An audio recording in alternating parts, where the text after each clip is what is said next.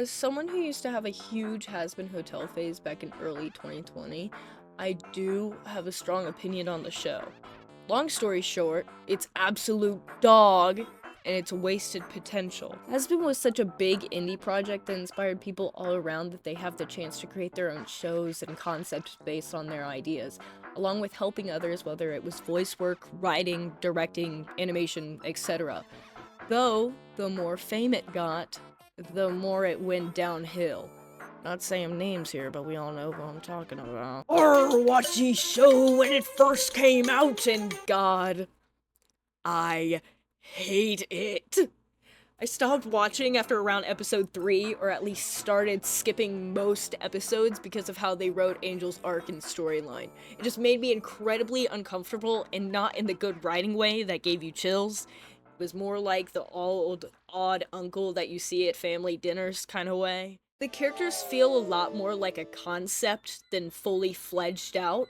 And, on the subject of characters, the one character that they completely butchered was, funny enough, the most popular one from the main cast. Alastor used to have such a way to pull in a viewer, but after the show was released, all I felt from him was complete embarrassment every time he entered a scene.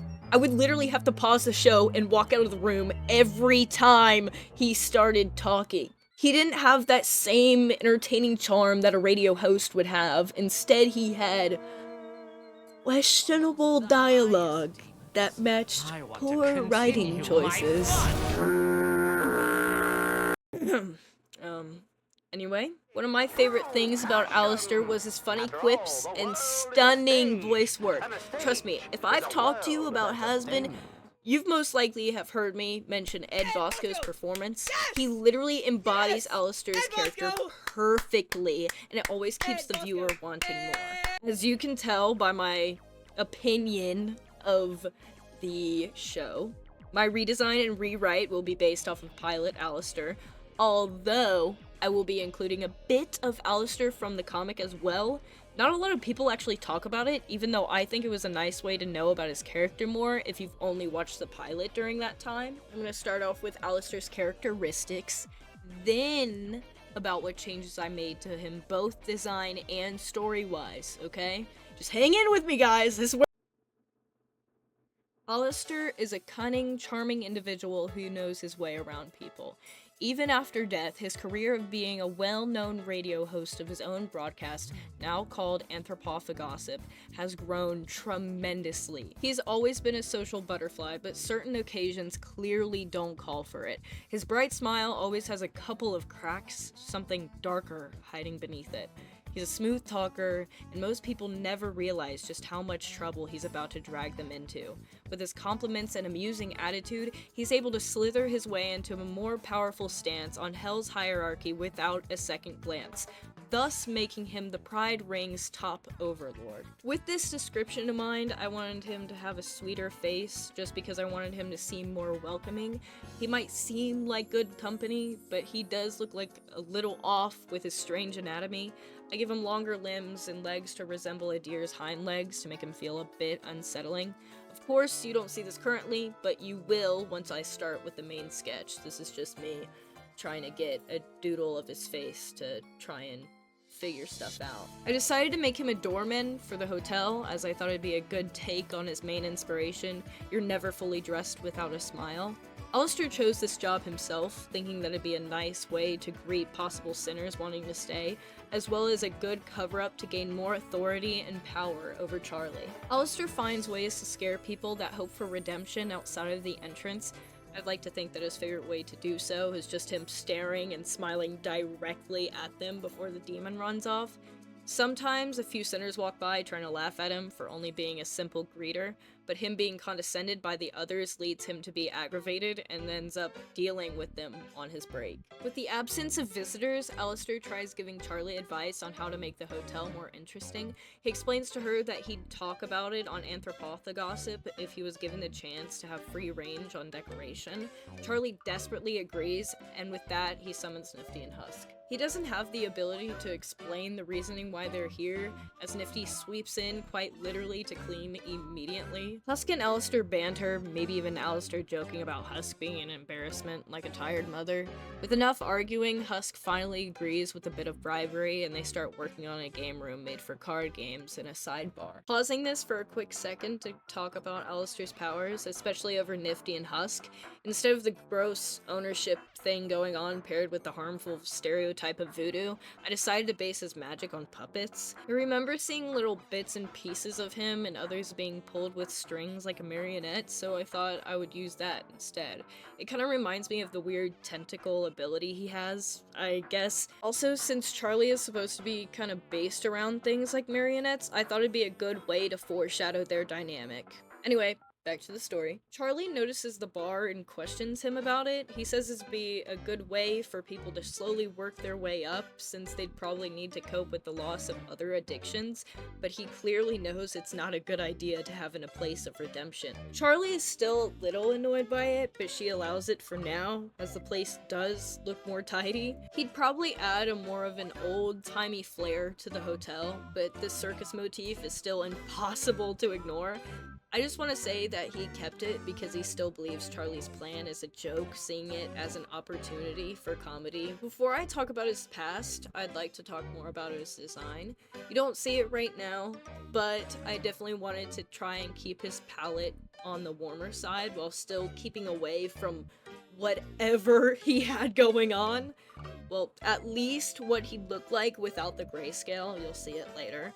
I tried keeping the uniform red, but I added accent colors too, so I could even it out. Remember a part of the comic where Alastor picks up a rose and it immediately starts to wilt? I thought that was so cool, so I wanted to keep that. Though, I wanted to elevate it, so why not make him bleed life out of everything he touched? I think it'd be kind of funny if Alastor thought Charlie was kind of tacky with her stylistic choices, so he definitely hated the uniform that was first given to him. I imagine her holding it up to Alastor before taking off his glove and touching the fabric, which drains the entire color out of it. If my version was ever a series, I'd definitely see him start to change out of the uniform the more comfortable he felt, basically showing off that he had more power than what was originally given. I wanted to keep his stripes because I am quite a fan of texture and prints and stuff, but I didn't put them everywhere in his design. I also gave him black hair with white streaks because, you know, I'm a sucker for that if you didn't know, and gave him freckles to act like deer spots. I also gave him shoes that looked like hooves because I thought it'd be a cute touch, and I made him have a tail because him not having one, as well as not having deer ears, is just stupid to me. You will see that later. For his backstory, I didn't want the stupid ritual stuff with Rosie because I just thought it made him a lot more boring after realizing that he didn't work for his status in hell. But I did keep his daddy issues, so, you know, you win some, you lose some. It is what it is. Alastor, when alive, was a complete mama's boy and took care of everything that she asked. He wasn't too fond of his father, he always was busy with work, and when he was home, he was drunk. Alastor worked for the newspaper from middle school all the way up to high school graduation before his neighborhood radio station saw his talent and took him in. He grew fast in the industry and he was able to meet and interview a lot of popular creators. Eventually, the main host, who Alastor was also great friends with, was fired because he couldn't keep up with Al. Even when the corporation pulled off that greedy stunt, Alastor continued working there because he was being paid quite well during that time, and he liked the attention given to him. It made him feel confident, seen. Who wouldn't want that? Besides, it'd show his father just how much better he truly is. Alastor's mother became ill, and his father's arrogance and carelessness irritated him greatly. His mother started acting differently. She was oddly calm about everything, always saying that they should not worry. Family knew that she would never be the same, and Alastor's father didn't take that well. One night, after a late broadcast, Alastor walked in on his father shouting at his mother, who was ready to swing at her. One thing led to another, and his father was on the floor with glass shards from a bottle stuck in the back of his head. All his mother could do was smile. He learned a lot from his mother that night, even her special jambalaya recipe. Though, a few days after this, her mother killed herself out of guilt. The guilt eventually spread to him, but more so the fact that his reputation could be destroyed. Along with that, he'd never be able to get into heaven after everything that happened, instead of him killing his own father. Since he no longer had the chance to see those gates, he just decided to go all out. He started murdering more people, usually the ones that ticked him off or had negative opinions about his radio show. As a gift for himself on Christmas Eve, he decided his next victim would be his past co-host and mentor, who has been talking about his station's scandal ever since he got fired. Alastor still had the house key given to him a long time ago, just in case he needed a place to stay when nights got tough at home. After sneaking inside and stabbing the man when asleep, Alastor dragged the body through the backyard, not realizing his ex-co-host's dog was outside. He was mauled and left to bleed to death in the snow, and the two corpses were not found until Christmas morning. I think I can say what introduced me to Hazbin before, this video is over, because I still got some film left. But, it was actually a compilation of the Honeycast. I think it was an Oh Ashley one. I don't remember, but it was about, 12 minutes long, maybe? But, yeah. It was Honeycast. Yay! So, this is my Alastor rewrite and redesign. Hopefully you guys enjoyed it, and maybe I'll do it again if people want to see me do kind of this thing again. I don't know. If you like this Alastor design, I'll probably be able to figure out some other character dynamics between the characters if you're ever curious about that.